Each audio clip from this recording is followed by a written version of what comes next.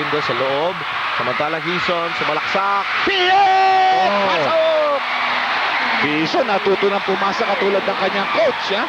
In the 2 outings he has performed for the Hot Dogs. That will count plus a foul.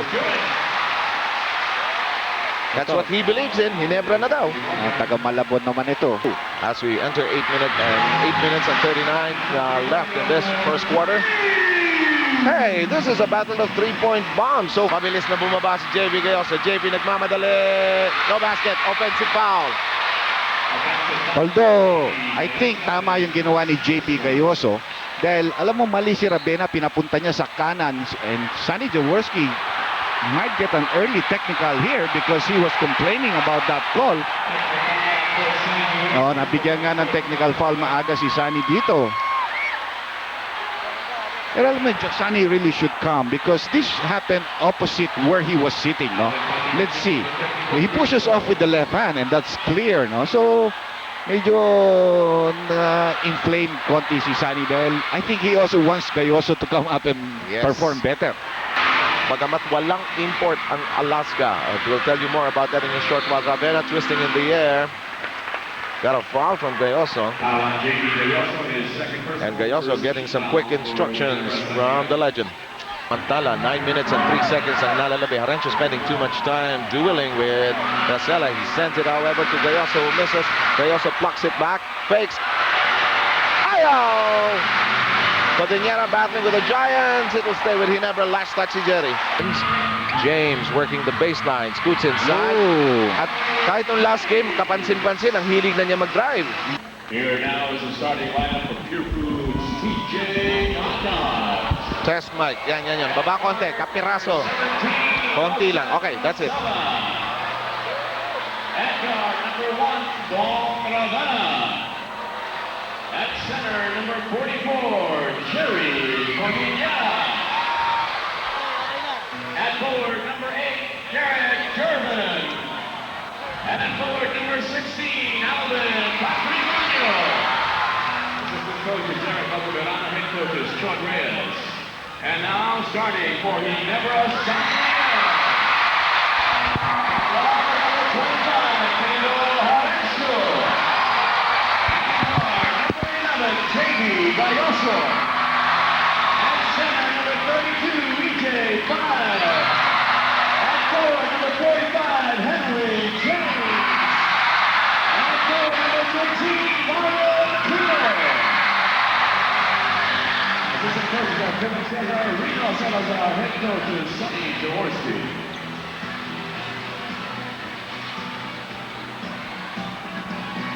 We are ready to rock and roll here at the Cuneta Astrodome. A pleasant Sunday evening to all of you out there. As we take a look at the starting lineups, more or less standard issue na ito para sa Hinebra San Miguel. Yes, but they are using the two big men together with Henry James and that should really make their forward lineup a very tall one. At the same time, nakita mo si James ang una nakatanggap ng tapik, goes for a medium range jump shot and it's all net. Sa warm-up pa lang yun. Yeah. Now, on the other hand, si Racela is starting off instead of Dindo Pumare. Napansin mo dahil si Racela parang pag masyado maganda ang laro ni Dindo, hindi na siya nakakabuelo, hindi ba? Yes. So, good steal there by Gervin but he doesn't get the ball to fall in. Si Ravena ang isang gwardiya para sa Pure Foods. That shot does not work. So 2 attempts by the TJ Hotdogs, wala pong naiproduce. Harencio kay James Aquino, kasama niya si File at saka si Gayoso. Penetration ni James, ayaw. At nakuha ni Gervin ang bola, kasama niya si Racela, Patrimonio, Cordillera at Ravena. Lumusot ang pasa! Very nice lead bounce pass made by Racela. So that should, alam mo siguro iniisip ni Chut. Medyo I'll get Racela to warm up. Dahil I think Dindo is much more of a veteran and he can come off the bench and still give me the good minutes that I expect. Yes. Turnaround shot a bit too strong. By the way, the officials for this one, Ernie De Leon, Vic Bartolome, and Franco Ilaga. Here comes Racela. Ravena, the recipient in the corner. 3-point shot. Yes! Nakakadalawa na si Ravena, dalawang field goals, one of them being a triple B. So all of a sudden, the Hot Dogs are on top by 3 points. No? Medyo mabagal ang baba ng transition defense against fast break ng Hinebra San Miguel. James! you know, the Ginebra crowd, I would say, outnumbers the Pure Foods by about 65 to 35% or maybe 70 to 30. Eh silang rumaratyada, so siyempre sila ganado eh, no? Jerry Cordillera snaps. Ayaw. Rebound na sungkot ni Marlo. Mabilis na bumaba si JV Gayoso. JV nagmamadali. No basket. Offensive foul. Although, I think tama yung ginawa ni JP Gayoso dahil alam mo mali si Ravena, pinapunta niya sa kanan and Sonny Jaworski might get an early technical here because he was complaining about that call. Oh, nabigyan nga ng technical foul maaga si Sonny dito. Pero alam mo, Sonny really should come because this happened opposite where he was sitting, no? Let's see. He pushes off with the left hand and that's clear, no? So, medyo inflamed konti si Sonny dahil I think he also wants Gayoso to come up and Yes. perform better.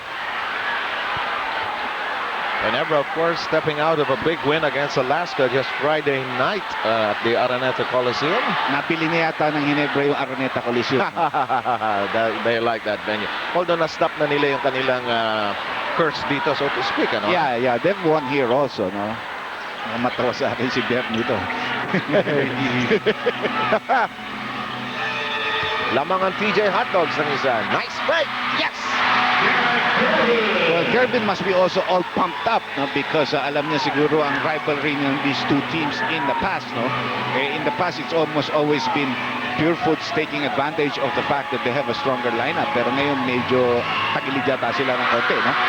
Oh, yes! Nakita mo, pumalakpak si Chot Reyes. Hindi porket pumasok yung tira ni Harencio. Siyempre, hindi yon. But because his team played good defense, the guy made a difficult shot. Irvin, his reply.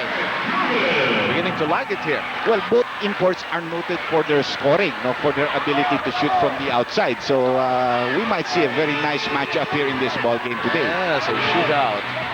Samantala, 9 minutes and 3 seconds ang nalalabi. Harencio spending too much time dueling with Racela. He sends it, however, to Gayoso, who misses. Gayoso plucks it back, fakes. Ayaw! Cordillera battling with the Giants. It'll stay with Ginebra. Last touch si Jerry.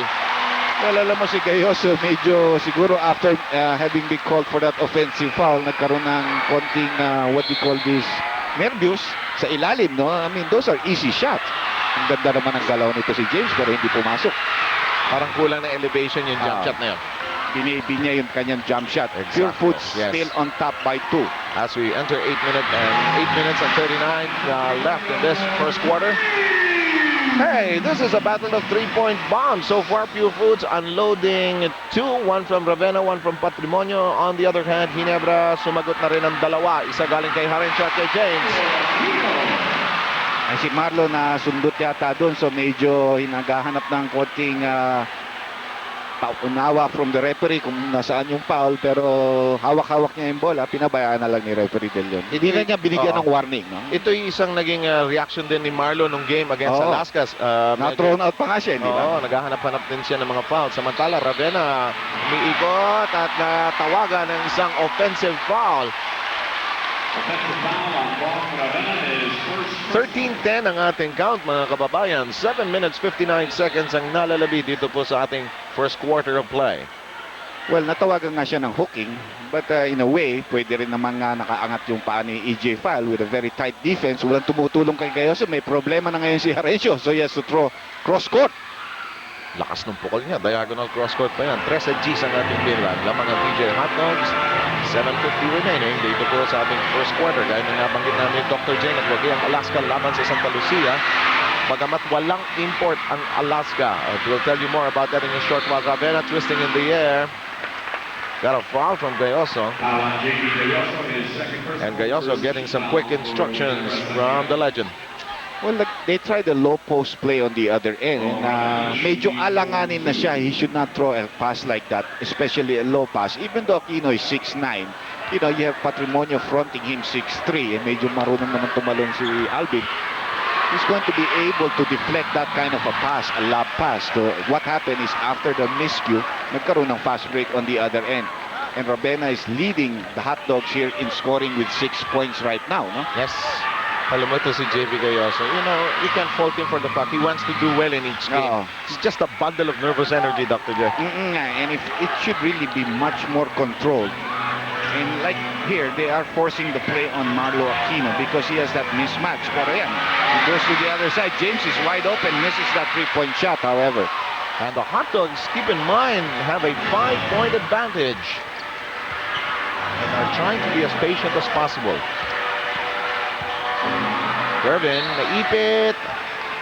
7:14 to go. Mananatili ang bola sa panig ng Blue Shirts ng TJ Hot Dogs. Irvin seems to be about an inch taller than Henry James, no? Although officially measured at 6 feet 5 3/4. Pero sa Amerika, puro mga 6'7" ito. Traveling.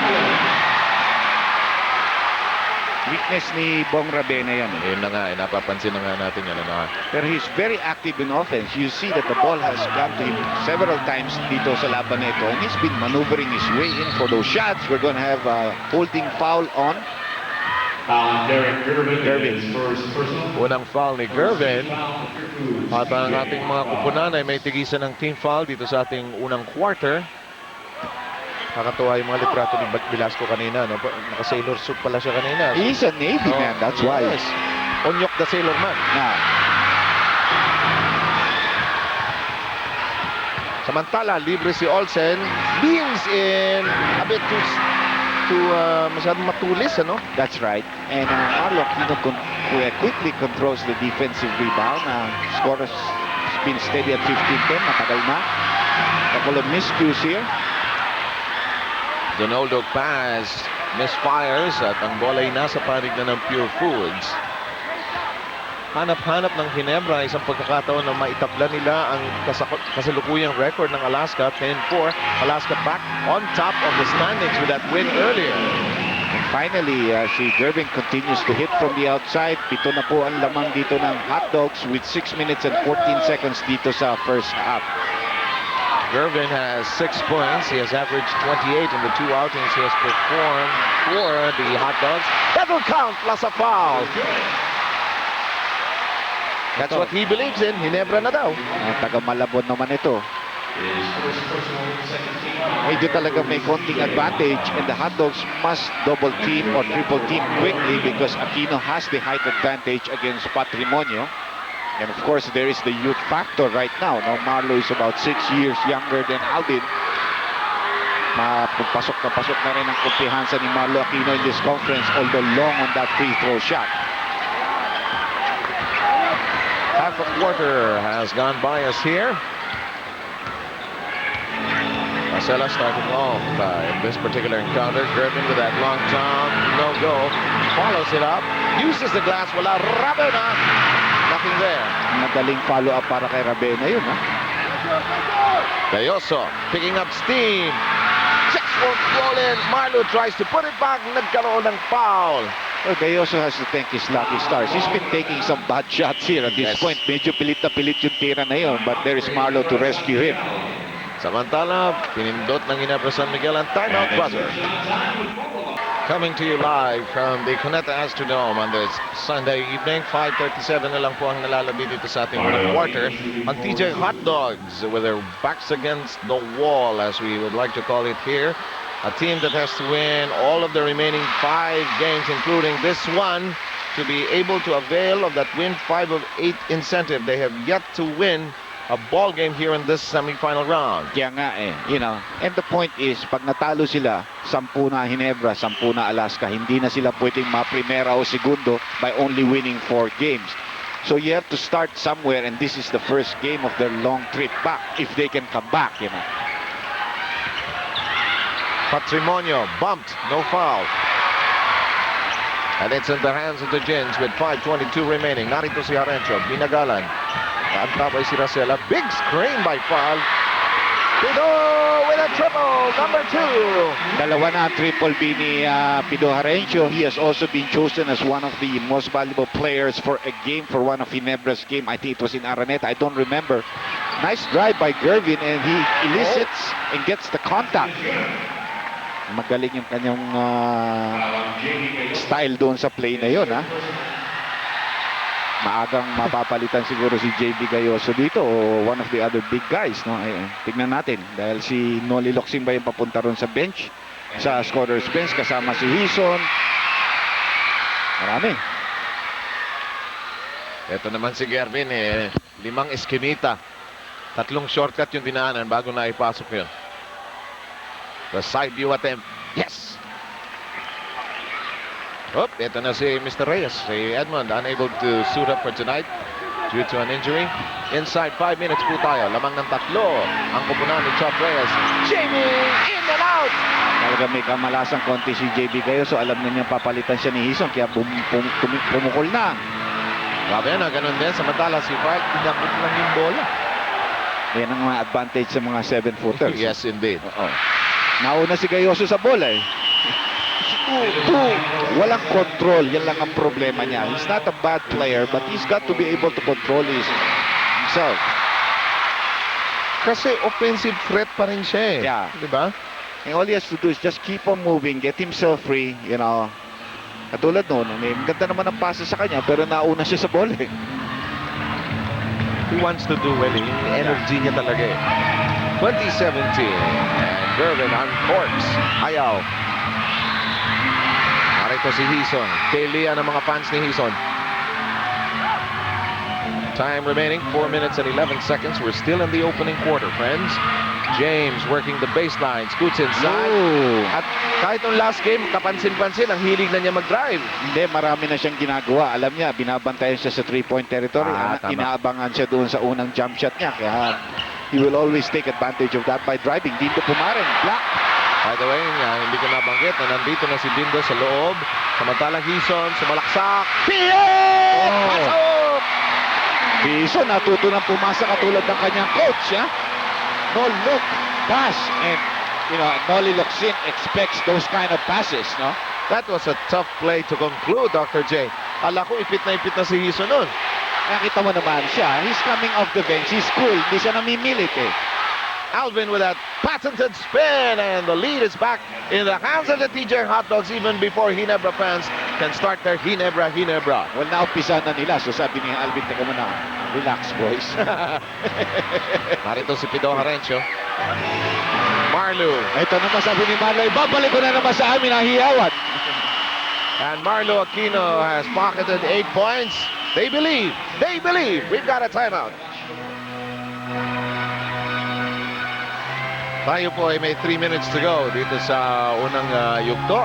23-22, lamang ang Ginebra, San Miguel. Nasa loob na si Glenn Capaccio ng Pure Foods. Alvin Patrimonio. Sabi ni referee Franco Ilagan, sandali may foul bago nakatira si Alvin. And it's going to be on Marlo Aquino, which will also give Ginebra San Miguel 3 team fouls. The Pure Foods hot dogs are now playing all Filipino. As you take a look at si Gervin Baito, Yes. medyo inaayos ang kanyang knee paddings. Alvin from the outside, not this time. At merong kinakabit na device doon parang that transmits mga small electrical pulses. Harencio has a hot hand. Ganado rin si Pido. He has 8 points, no? 8 ba yan? Tama, Dr. J. 2 triple Bs and 1 jump shot, and that's why Baltabit is still seated on the bench because Harencio certainly is playing well as the point guard. Capaccio can't lose the number 12 player of Ginebra. That's Hison. Jerry can't do that step back move of his. The jump shot short. James has it. Here come the Gins, but Alvin says no way. 2 minutes to go. Punsalan in the game. Go, Butterfingers. Jerry! No! Rebound. Alvin, goodbye. Oh, they believe also. They believe. It's going to be short. Sumabit si Jerry. Mabilis talaga ang reaction nito si James. He threw up the shot. And alam niyo naman, pag kayo tumira, alam niyo kung papasok o hindi. So he knew it was not going to go in. Very quick reaction in picking up the loose ball, the rebound, and going for the basket again. Mahirap sabihin, i-backs out mo ang shooter of all players. Kasi alam nila saan malamang tumalbog ang bola. Sa pagbitaw, alam mo Yeah, if it's going to be a long one, a short one, Congressman, Senator, even You don't lose that naman. yes, di ba? Senator Congressman John Osmeña of Cebu, my second home. Matagal ka ba tumira? Oh, well, every summer for about 10 years when I was young. Ah. For 3 months yan, nandyan ako eh. No? 27-24, lamang ang Ginebra. Sabi ni James, tagtagan natin. Not a very hard person to guard is Brian Punsalan, kaya medyo nautakan ni James in that last play. Quezon locks in. Hold it. That won't count. Alam mo, ang energy ng Ginebra is so pumped up. I think it must have been stored from the last 3 years. Yung kinetic energy, lumalabas na lahat, sumasabog. They are a team that has a lot of energy. That's one thing that a lot of coaches say that Sonny has given this team. No? Yung motivation, yung energy. Yung pinagsamang never say die spirit at adrenaline. Quezon to the open shot. That will work for Locsin. They like each other. Ang maganda rin ang linalaro talaga ni Hison. He's making himself a decoy. His defense certainly has improved this year. No? That's Yes. something that you have to give that player. Locsin has knocked in 4 points so far in this quarter, which has only 50 seconds remaining. Alvin really trying to make things happen. Shot didn't work. Jerry says, let me do it. His first 2 points of the ball game. Yan ang missing link nila. Tama ba yan? First Yes, 2 points. yes. Marlo Aquino ang tumanggap. Labas kay Pidol. Feeling good, but this shot does not trickle in. He pass to Glenn Capacio. Glenn's attempt does not work. He had done everything right. Naiwasan na niya si Harencio. James, fans bristling with excitement. That won't work. Not squared. Recovered by Ginebra. Quezon. That will stay with the Gins. 10.9 seconds left here in this quarter. So Ginebra can go for the last shot. Si Ruben De La Rosa coming in. Replacing Brian Punsalan. James tinanggap. Yan na lang ang time. He can fish for a foul here. Alam niya yan eh. Ayaw. And that's going to be a foul, but no free throws here. Only the 4th team foul. Pero second personal foul ni Marlo Aquino. And that will bring this first quarter to its conclusion. 3-point lead by Jaworski's crew. Back in a moment.